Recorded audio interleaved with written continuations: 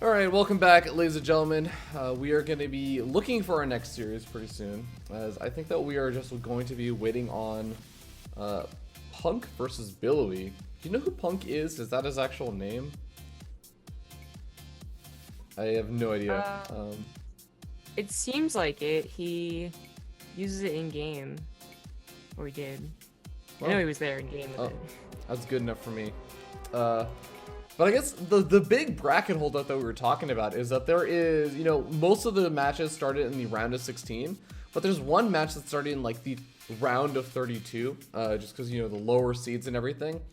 And that match is still going on. Like almost every single round of 16 match is done. There's still one round of 13 or 32 match that's going on though. And Yeah, that's really going to delay up the bracket.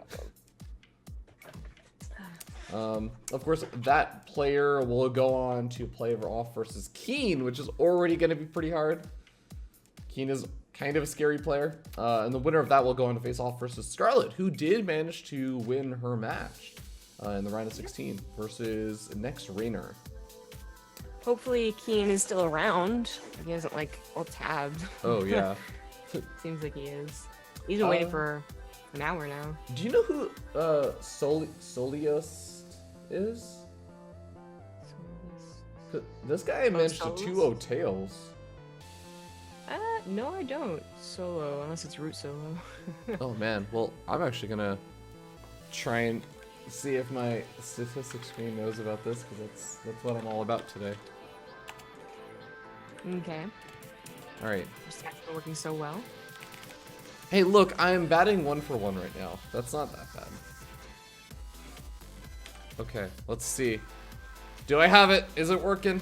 Did it find him?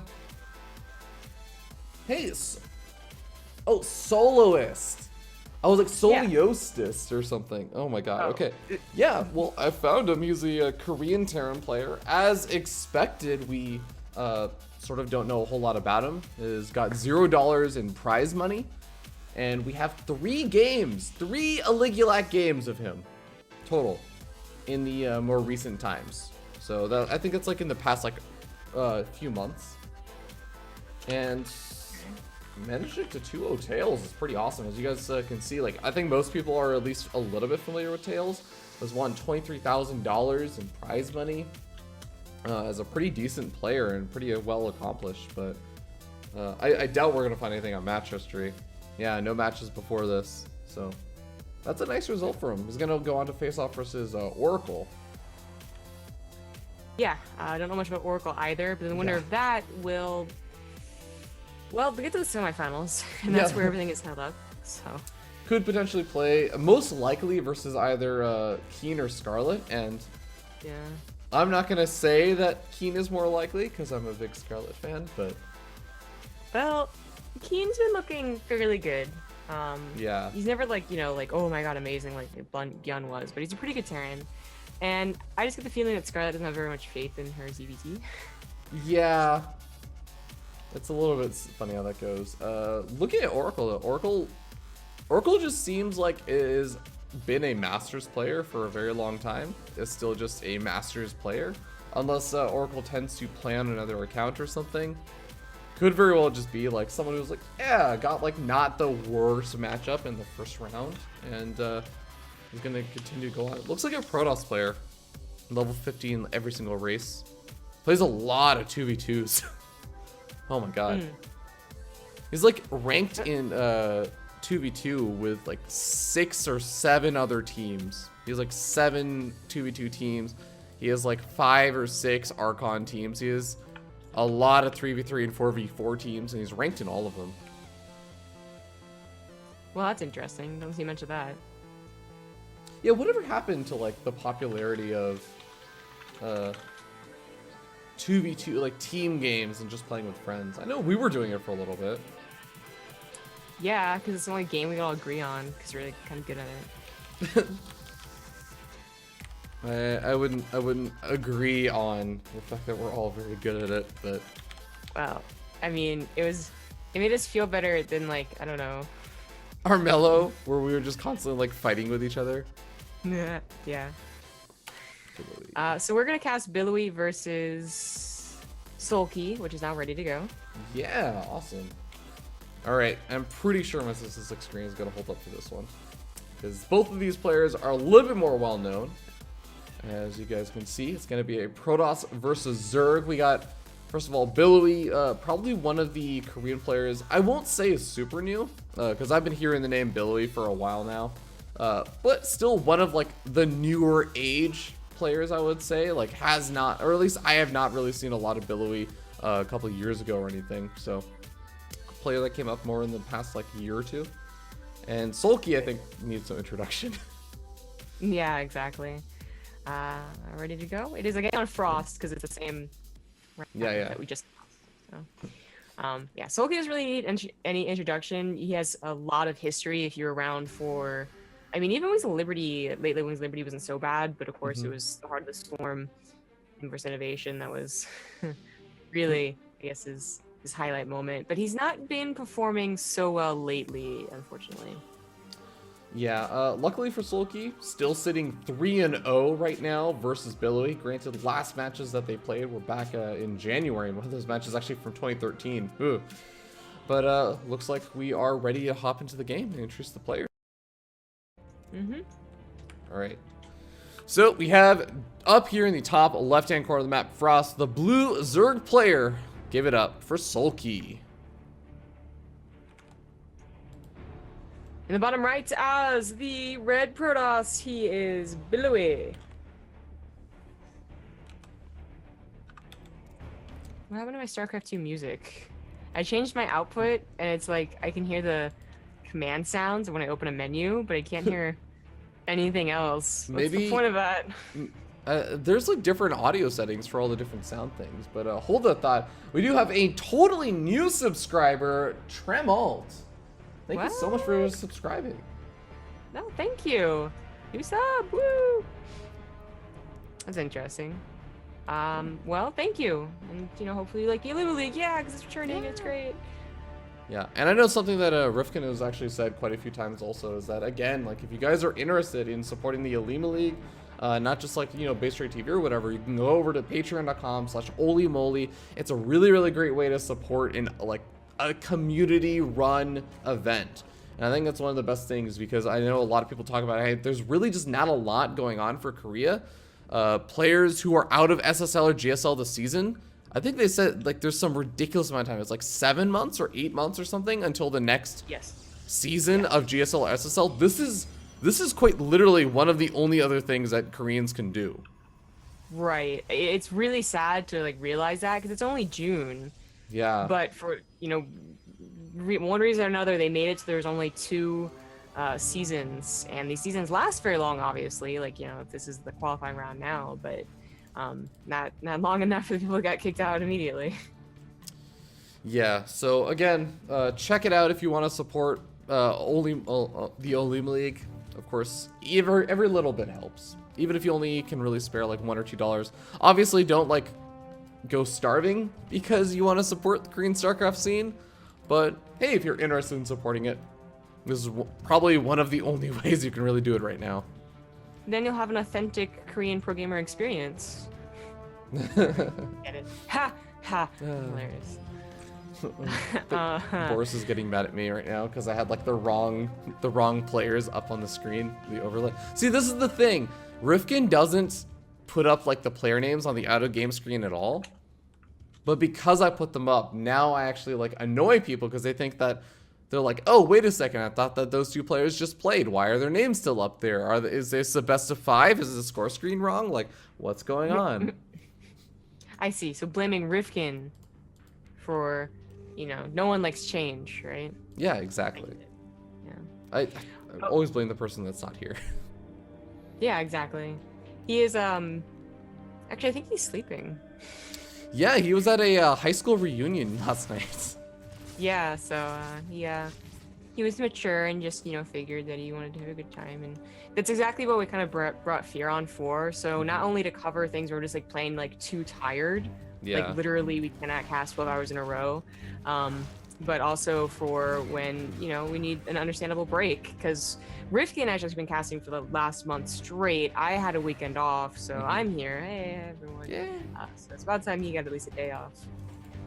Yeah. Talking a little bit about this game, we do actually have the Adepts moved across the map, clearly not able to do the absurd levels of damage that we've seen in some of the previous series. Protoss players have been doing pretty well and are actually today so far from the matches that we've seen, but you know, we do see Soulkey able to fairly easily push away those Adepts with a handful of Zerglings, able to get up the tech that he wants to, and I guess I don't know if this is a super late lair, but this definitely feels like a slightly slower lair than usual. Yeah, well, I mean, there's so many. It really depends on what they're doing, right? Because I think I know what you're thinking of. Like, we've seen surprisingly fast layers that they add on a Baneling nest on like while the layer's making, you know, and they're gonna go for the Baneling style because most people are assuming ZVP goes for third bases, but it could also be for an all-in, which Soulkey is actually doing. Yeah. Very surprising considering that it is cross spawn. So these are very slow, or the roaches are very slow units. The speedlings not so much. But Billowy is taking a third base, and this could be the last thing he expects. Yeah, I think canceling that third is going to be the main objective, but whoa, looks like Soulkey going to achieve the objective before he even moves out. Third expansion gets canceled over here by Billowy, and Billowy is going to be moving across the map, looking to put on a little bit of pressure. It's both of these players moving out with their armies, expecting to do damage to the other one, and now they meet in this side of the map. Okay, that is so funny. They both all-ined, and they both didn't know that. Yeah. Like, Soulkey is only just realizing there's more gateways besides the 3 that he saw, or the 2 at the front, I suppose. Yeah. And like, I'm not actually sure who wins this scenario. It's been so long since we've seen all in versus all in. Roaches just, they kind of bypass the Adepts. They're gonna break the wall, but can Lings handle the Adepts in the defensive? Well, natural expansion is gonna have to pull completely out from mining, so those 41 drones not gonna be super useful right now. At the same time, the Roaches and Ravagers not really accomplishing a whole lot. They knocked down a pylon, but the photon overcharge is such a good defensive measure. Yeah, another one is on its way. So I mean, it's still not done for Soulkey's attack, but it's almost getting there. And he's taking so much damage. The drone count hasn't been like decimated yet. Only 6 workers so far, but the Adepts are still alive. They're gonna take a long time to kill with just Roaches, which are very slow attack speed. And all the lost mining time, I'm sure, is racking up for Soulkey as well. Yeah, War Prism still in the main base, going to be warping a couple more Adepts, as that is one of the few locations where any drones are actually still mining right now, since the third expansion definitely is not. Adepts going to transfer over to the natural expansion, find more drones. The worker count is just getting decimated over here for Soulkey. Billowy, I think this is working out a lot better in his favor. Yeah, I mean, very quickly, 6 to 30 drone kills. Soulkey is dead. I mean, a lot of it was unexpectedness, right? And I don't think you find yourself in a situation that often. Like I said, like all-ins in general from either race have like drastically been reduced in the last month, and to have it like both at the same time, it just looks really funny and stupid. But you know, the real power behind most of Zerg's all-ins without lair is those Ling reinforcements, like those Ling floods. The Roaches really are meant to like bust the wall, take down those pylons, and then the Lings come in and get like in every nook and corner, right? But they never came. They had to deal with the Adepts. Yeah, it definitely caused quite a few problems over there, and it's, I think, as you were saying, like, the best way to explain it is it's something we don't see very often, but it definitely favors, I think, the Protoss player, especially with how mobile the Adepts are. The fact that they can get to your side of the map so much faster, and like, you imagine that if for some reason, like, it wasn't Adepts that were able to like transfer straight across the map and get there, and Soulkey maybe had like an extra 15, 20, maybe like 30 seconds to get out reinforcements, maybe he holds that a little bit better. And I also wonder, like, would it have been better to pull back your army instead of going straight across the map and try and do damage with like a handful of Roaches versus photon overcharges and a nice wall in? I don't know. Yeah. I have to go get water. All right, yeah. But the map is gonna be King Sejong, so I'll make that. But yeah, just want to remind you guys, of course, you guys are watching the Olimoleague. A little bit later on, I will actually be doing coverage. I know Zombie's been casting a lot also lately, and she's going to get a little bit of a break, as you guys can tell. Her throat maybe needs it a little bit. But I'll be casting the DreamHack North American qualifiers. I believe that's the what was it, Leipzig? I should probably know this because I'm casting it. Is it Valencia? No, Valencia, sorry. Yeah. Yeah. And that's going to be happening at the exact same time as the Latin American qualifiers, unfortunately. Which made me a little bit sad because I would actually be down for casting both of those, but that's in about 2 hours. So what's probably going to end up happening is Olimoleague is going to be finishing up, and it's either going to be like just about to finish or finishing up fairly soon. So I'll let the players know. I think they're both saying.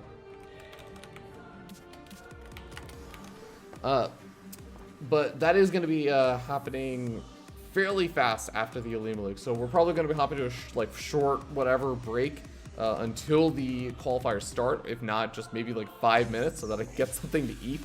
And then we'll be going straight into that without bringing down the stream at all. But all right, we're sitting over here getting ready to go into game number 2. The map is going to be King Sejong Station, which I thought I had a map intro for. Do I not have a map intro for this? Wait a second, have I had a map intro for Frost this entire time, but not King Sejong Station? Did I mix those up? I knew I had a map intro for one of the newer ones. You have host, by the way. You could have started. Oh, I could have started? Yeah. Oh, shoot. I don't pay attention to that. Alright, well, ladies and gentlemen, we're hopping to King Sejong Station. Guess what, Zombie Grub? I've had a map intro for Frost this entire time, not King Sejong Station. Well, isn't that amazing? I mean, I think the map intros are pretty amazing. For those who are wondering, by the way, normally map intros are done by Rifkin, but I have a different set of map intros that I use that are all done by the one and only Nice Username, who is happens to now also be a part of BaseTradeTV, which is kind of cool because he wasn't originally when he started making map intros for me. But all right, ladies and gentlemen, we're starting up here in the top left-hand corner of the map on game number 2 between these two players. Spawning here, we have the blue Zerg player. Give it up for Soulkey. In the bottom right, as the red Protoss, he is Billowy.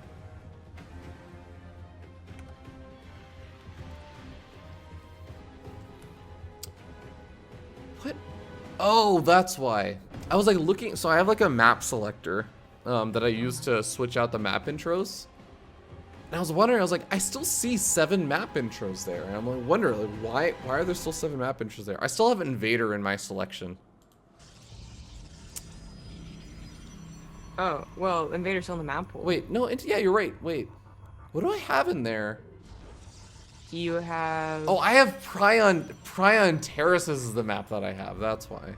Ugh, get rid of that one. Shove it away. I liked Prion Terraces. And this is as a Protoss player, I liked Prion Terraces. You can't even say that. By the time that map was going out, like, I feel like Protoss were winning far more commonly on that map versus Zerg.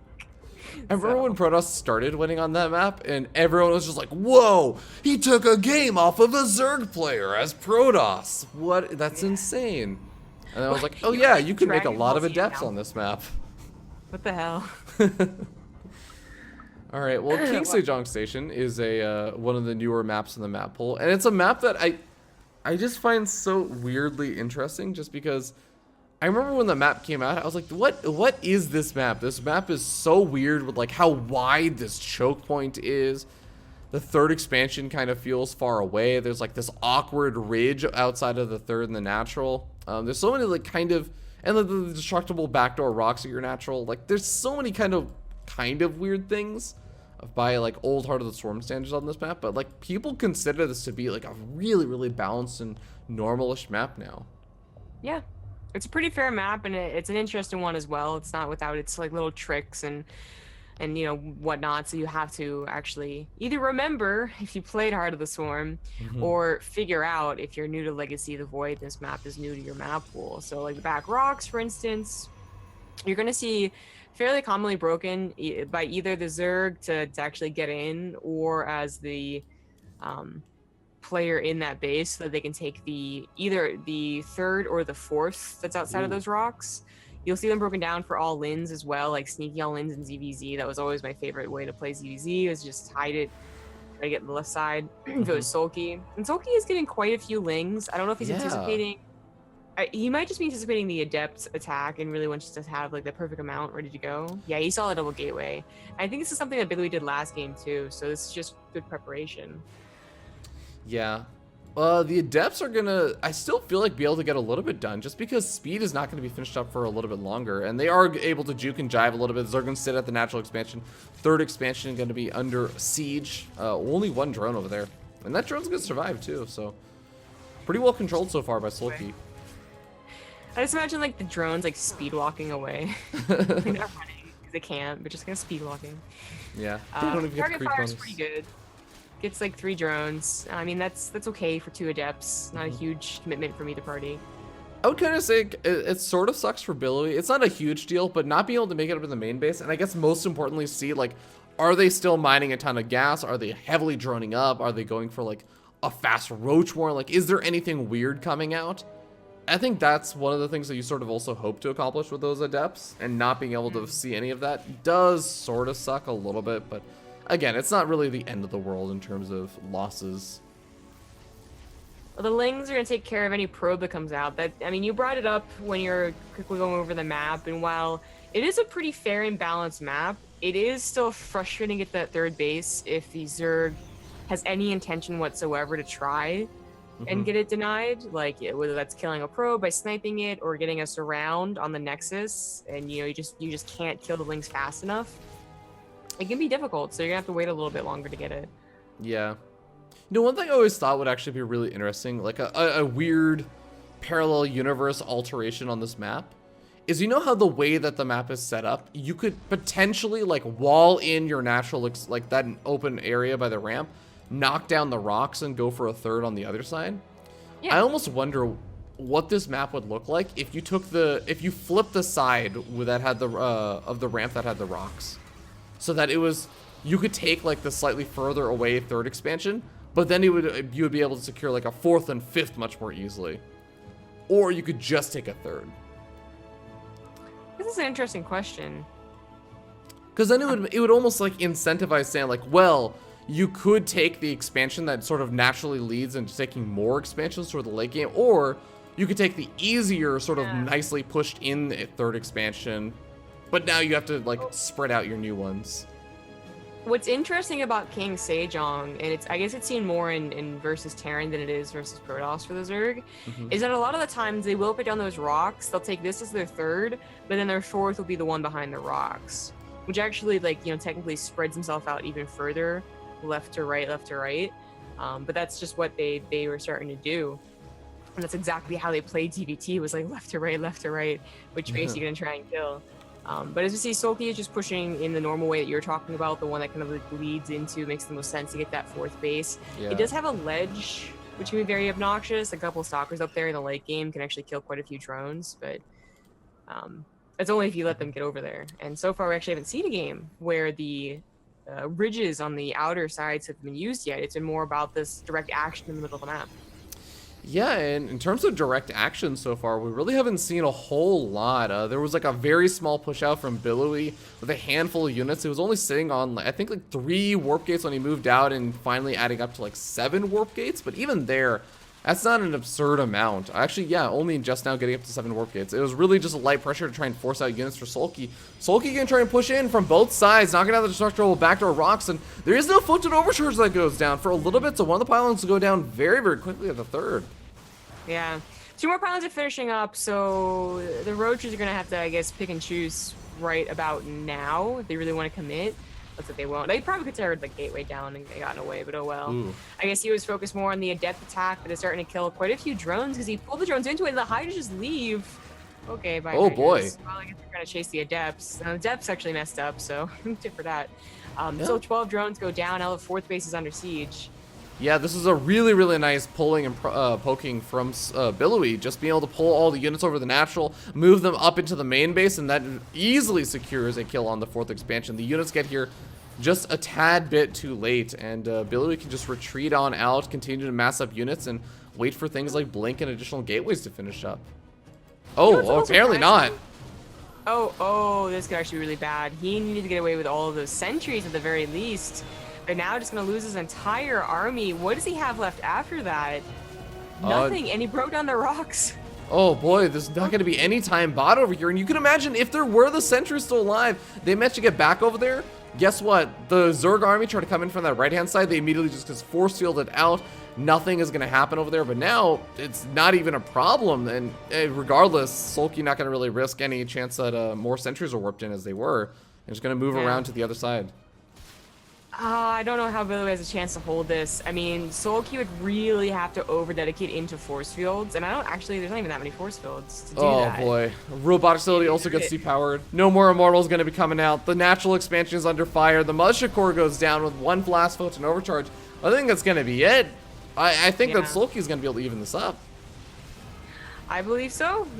Just overwhelming numbers. You know, there's only a bit of harassment here and there, nothing too severe that really messed up Soulkey's macro. And, you know, the fourth base going down, that was a cool strategy, but it wasn't like the backbone of Soulkey's attack. He still had a good economy on 3 bases. Yeah, it almost does make me wonder about something that a lot of Protoss players have really just been neglecting to do very often lately, and that's bringing your Mothership Core with your attacks. Because so often now you kind of just leave the Mothership Core back at home and you're like, this is my defensive measure against counterattacks. But like more and more I start to see these kind of situations where like Protoss are like, oh, I tried to do some like pressure across the map, or I tried to like kill off an expansion or something, and then I just died because I couldn't get my units out of there. And I'm starting to wonder more and more now, like, is this an adjustment that we need to see more Protoss players like making actual judgment calls of like, I'm gonna move out with my Mothership Core versus I'm gonna leave at home, instead of just like, I'm always leaving my Mothership Core at home to deal with counterattacks no matter what. What's interesting is Billowy was like half and half, right? Like I definitely agree. For us, you're leaving the Mothership at home way more in Legacy of the Void, but he brought it for one of the attacks, the Adept attack. That's true. And then you recalled when things got dicey. So I don't know. Either he forgot and he's actually trying to bring that whole recall thing back into the game and just forgot that second attack, or the first time wasn't even on purpose. It was like an accident. I don't know which one. But certainly wish he had it when those sentries were surrounded. Yeah, just good positioning by Soulkey. I mean, just with how many sentries there were and how many force fields there were, like that defense would have looked so different. Although at the same time, I will say, like, it probably still wouldn't have been like an easy defense, just because that was a lot of units. But not only that, you kind of have to pick then at that point, like, because the backdoor rocks were knocked down, you have to sort of like keep your army in the natural. And then if your opponent manages to sneak over to your third, between your natural and your third, like they manage to get in between that area, then suddenly you're like, okay, cool, I can force field you out of my natural and my third expansion just dies. Like that's equally as bad of a situation. Yeah. I remember back in the day, it was like when they didn't go for Swarm Host, they actually were trying to end the game before like an hour-long game. Oh, yeah. Roach Hydra would attack in the left and attack in the right, and then it would be very difficult for the Protoss to actually hold, because, you know, eventually they would mess up in one spot or another. Usually with their force field, they'd mess up somehow. I remember it was difficult. Yeah. Well, regardless, we are going to be hopping onto our final map for this best of 3 series. It is going to be Dusk Towers. And I want to remind you guys, this is in the round of 8 in terms of other matches. I think we did see, it was Super that already made it to the semifinals, but the winner of this series is going to go on to face off versus Super. We'll see you guys on Dusk Towers.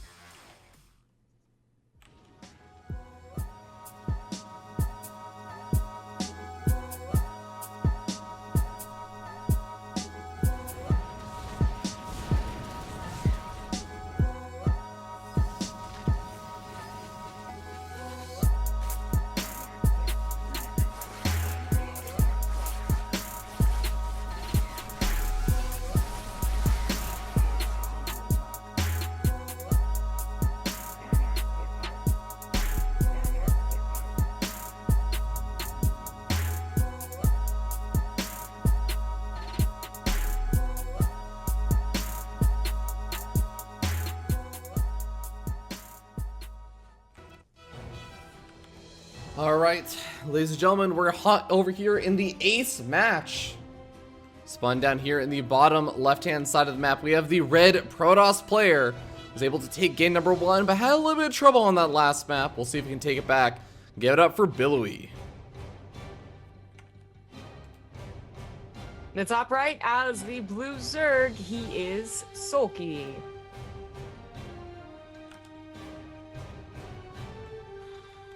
Okay, so Dusk Towers, not too surprising to see a Protoss choose this map. It's a safe map for anyone, I suppose, but especially for the Protoss. I just got out-positioned mostly in the last game. Yeah, I'm trying to think back, like, how game number 1 went.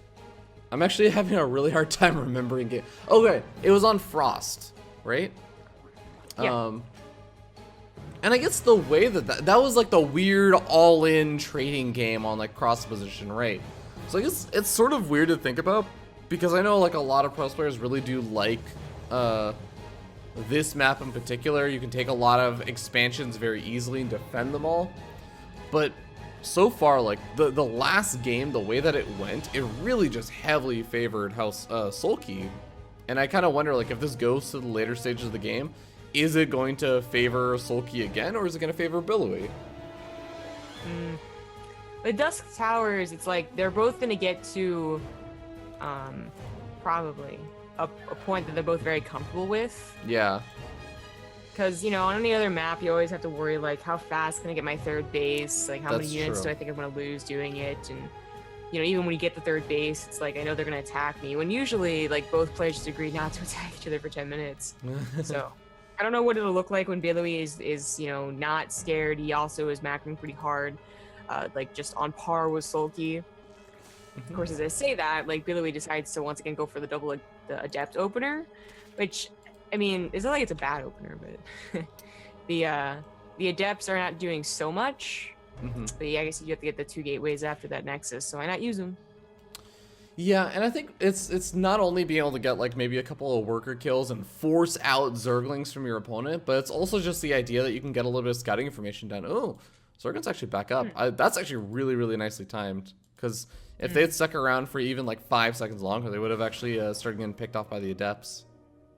So this is where things get, like, I guess, more interesting. A Stalker is on the way with another Adept. I think that Stalker's just going to look for Overlords, because Twilight Council's down already for Billowy. So, I mean, I was talking about how this is a macro map, but you can use that kind of to your favor. You know, if they also assume that you're going to try and play a long game because you're the Protoss and you chose this map, of course you're going to try and get to the late game. And of course, you could be blindsided. This is enough lings for Soulkey not to only take on Adepts, but also to cancel what could have been a very, very quick third. Obviously not the case, we know that. Ooh, a bit of a scary situation over here. Yeah, you were saying this is enough Zerglings that you can start taking out the Adepts, and if he manages to break down this other Adept, I think he's going to be able to make it before the wall gets completed. No! Stalker manages to hold position, and a really nice kind of impromptu wall-in, I've got to say, is doing a really awesome job. Yeah, that did a very nice job. And this is really important, not just for not letting lings in, obviously, and getting all their probes killed and whatnot, but for holding off on the scouting. Now, the Stalker had to be used, unfortunately, so it starts a little bit later on the Overlord kill. But the Overlord, I don't think is going to get far enough back to see the Twilight Council, Chronode, and the Gateway, one additional Gateway done. Yeah, it doesn't. Not even close. Yeah, third expansion is still going to go down for Billowy, and even losing all those Zerglings kind of sucks, because he had to make more Zerglings, even to get something as simple of a scout out as there are things over at the third expansion. Like, my opponent's taking a third. That he has to, like, make more Zerglings out and halt a little bit of the droning to find that out, but he does eventually get that scout out. Yeah. So nothing too tricky, and now he has, like, confirmation on it. It kind of sucks that he couldn't cancel at least once, but... happens. Billowy actually went for a double forge. Huh. Not something you usually see in any matchup anymore. Occasionally, I guess you see it. Is that little bit of extra greed that does take away, most importantly, your gas count. Soulkey's getting quite a few lings, probably just to deal with the Adept attack. Only 4 Adepts is not very scary at all. Yeah, Adepts do have resonating glaives research, so they are going to be able to deal damage pretty quickly, but this is, again, going to be one of those harassment forces, but also, more importantly, going to be a scouting force. Adepts make their way over the third expansion. I don't think that they actually bothered to scout the main base, not that there's anything to scout over there, but already getting 9 worker kills. That's actually a pretty decent trade for 4 Adepts. Yeah, for Soulkey already prepping with lings and just, you know... seconds too late to stop them from getting into that drone line. That is pretty good. Ooh. Lots of roaches are also made. Lings are going across the map. They really can't do very much against the wall, though, of SimCity. That's really the Ravagers, more importantly, not even just the Roaches. Yeah, I think Soulkey, these are all units that he was hoping to make to maybe either put a little bit of pressure on or at least to just deal with the Adepts. But after taking that much damage, he kind of has to just drone back up. He was saying he got 41 or 43 drones or something around there. Making another round of 8 or so drones, making some more right now. And I guess just trying to tech up and say, like, okay, I took a lot of damage there, but I need to make some units and get ready to put on some pressure. I just don't know how much pressure he can really put on right now. Really limited amounts. If the force holds are anything good, then it should definitely be enough. I mean, Billowy knows it too. Like, he's scouting with a mothership core, which is sometimes dangerous. You know, you gotta make sure you don't just lose it willy-nilly to Corrosive Isles. But if you really are scared, you see the Protoss to slap down like a ton more pylons on the ramp, and he didn't even bother. So Billowy feels pretty comfortable. He is bringing the mothership core with this push out, and I was gonna say, if you're gonna push out with such an odd army, you better bring the recall with you, because this is not like a devastating army force. Looks like he's actually trying to take the 4th base. I would have thought it to be in the pocket, not off to the left. But Billowy is also just out expanding the Zerg, which is like an issue on itself. Yeah, that's definitely going to be a little bit scary. Also, a quick shout out to Mont3 Core, who I think resubscribed for, what was it, 23 months? It was a little while ago, so yeah, do apologize for missing that. But thank you so much for the resubscription. It's been for a long time. Okay, so Soulkey's Hydras aren't quite with the army, and if the force fields like slice and dice, it could get a fair trade here. I think it's more about distracting, so Billowy's War Prism can get to that 3rd base. Yeah, he's trying to maneuver around it. Oh, he might be able to catch a couple of units over here with the force fields. Okay, not quite able to catch as many as I thought he would. 3 force fields go down, not a lot of units killed over here, so that's definitely going nicely for Soulkey. He's gonna try and charge on in over here. I guess trying to just bait out more force fields. I think he wants the force fields, to go down, and then the lurkers come. And that was a pretty perfect maneuver, and thank God he brought the mothership core. But his 4th base, unfortunately, he has to cancel it. Like, he has like 5 seconds to cancel it. He's not going to. But Soulkey's not going there either. He's looking for the kill at the 3rd base. Yeah, their Adepts actually warped in. A lot of them warped in the natural expansion right now with Soulkey. So Soulkey's got to do some damage over here. Lurkers burrow pretty offensively. I don't think there's any observer over here, but there is a photon cannon that's able to detect at least some of the lurkers. Gets one of them, actually. This Adept damage, though, I think might just favor Billowy here. Soulkey is really going all in more ways than one. Like, his entire attention is diverted on this attack, so he's not cleaning up the harassment that well, and sometimes vice versa, I'm sure. So this is, I mean, this is Soulkey's one attack, and it's actually not working. I mean, the lack of detection really hurts, but the observer's finally on the way out. Archons are being made, and as long as everything actually go down, even if it does, he has a 4th base. Oh, what? Did he just recall into... Oh, to get a couple of units out. I guess to go for like a bit of a surround. Yeah, that's what I was wondering too. Either to get the probes over there, so losing the 3rd base didn't matter, or to try and get a surround. I wasn't sure which one.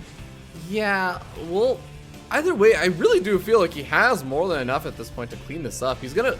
Maybe, I think he just missed out. I think he just missed a couple of units. He wanted to move out completely. But now the natural expansion is getting sieged up. The War Prism's still alive, and I feel like, yeah, it's done a lot of worker damage, but he needs to deal with this army at his front, and I feel like he has enough to do it. I thought he did as well. Catches some reinforcements, so I still think Billowy can do all right. But now that the lurkers are on a choke, it's like, you know, it's a little more up in the air. Like, they were really spread out, and that was an opportunity for Billowy to come from behind. But he's actually going to counter and turn it into a bit of a base trade. It's not how I anticipate this going, but he's going to be able to certainly kill Soulkey's 4th base. The lurkers are the really only big issue, and there's not even that many of them. 7 is okay amount, not like truly devastating. You know, I wonder, because I know that there was... Oh my god, I love this response! Build as many cannons as you can, except none of them cover the left-hand side of the mineral line. Whoopsie. Yeah, there's no pylons over there either, but Soulkey's actually just gonna tap out, realizes he can't do too much more. It was a close game, but yeah, Billowy's army, like in any type of like good concave with those immortal shields, probably would have killed all the lurkers. I am a little surprised he tapped out so early. Yeah, especially considering like Billowy didn't try to just kill off the army. on top of all the workers he killed. He went straight across. I kind of wonder, and this is what I was saying, like the observer, it popped out, but I think it only saw like it never got on top of the lurkers. Maybe it was a little bit afraid, like, hey, my opponent has like lurkers. I don't know if Hydralisk or like an overseer are going to be rallied in, and I need to keep this observer alive because I just lost my robo, right? The lurkers killed off the robo. So I wonder if maybe he was like, I don't actually know how many lurkers there are. There could actually be like 7. There could be like 14 or like 12 or something ridiculous. And I don't want to pin my hopes on winning this game on my opponent doesn't have that many lurkers. Like, I could kind of see and understand maybe a little bit of that fear. But regardless, that's a good point. Yeah. Sorry, I'm going to cut you off really quickly because I think we do want to hop to a short little break while we find the next match. Yeah. I was gonna say we're gonna go into Scarlet versus Keen actually right off the bat. So it's once again gonna start off on Frost, and we will be taking that 2-minute break. So we'll see you guys soon.